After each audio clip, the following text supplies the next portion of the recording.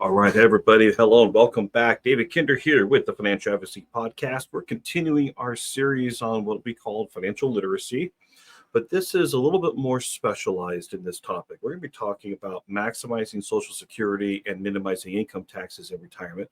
And today, both of my co-hosts are missing. That's okay. Life happens, and things happen, but we want to keep this program going. And well, frankly, I've got all the materials on this one, so going to keep my commitment in creating this content.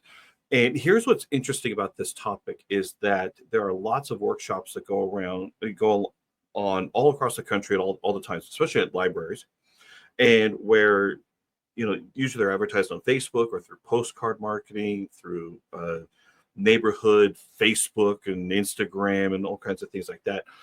And this is where people can get a chance to make better decisions about their retirement, and especially if they're just a year or two before retirement, or maybe they're planning retirement right now. They're like, okay, now we need a plan. It's usually the way it ends up working out. It's usually very procrastinated planning. It's an interesting thing to see. I mean, one of the reasons why I changed some things around for my career years ago is because I wanted to get to people before they needed to make these decisions. But whatever, it is what it is. But when you're up in this time trying to make those decisions, what's important is figure out who can help guide you to make great decisions. Who's going to help you to optimize everything the best way possible?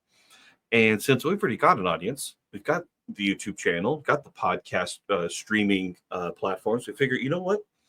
If people are going to these workshops, you can skip the workshop. Just come right here. Okay, we've got you.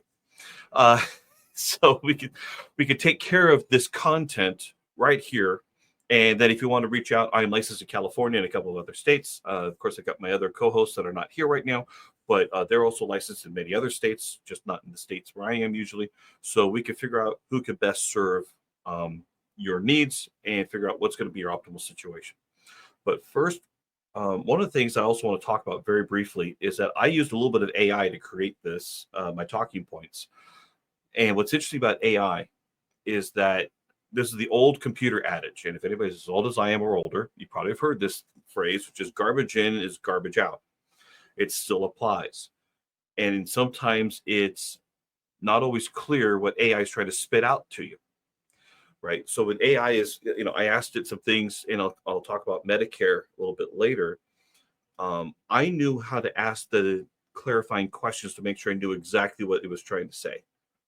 Not everybody will know to ask those questions. Not everybody will be able to interpret those answers the right way. So, in a way, while AI has been very beneficial, there still needs to be wisdom in deciphering the things that it's spitting out. And I'll talk about that a little bit later. But let's first start off with talking about Social Security in general.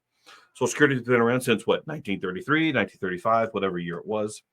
And it was modeled and created after the first pension program, not really the first, but the first national pension program, let's call it that, in Germany. And Otto von Bismarck.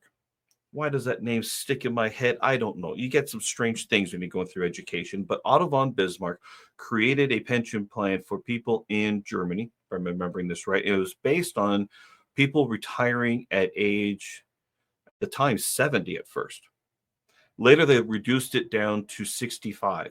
So one of the things that often comes up is, when do people plan to retire? And the classic response is age 65. Where did that come from?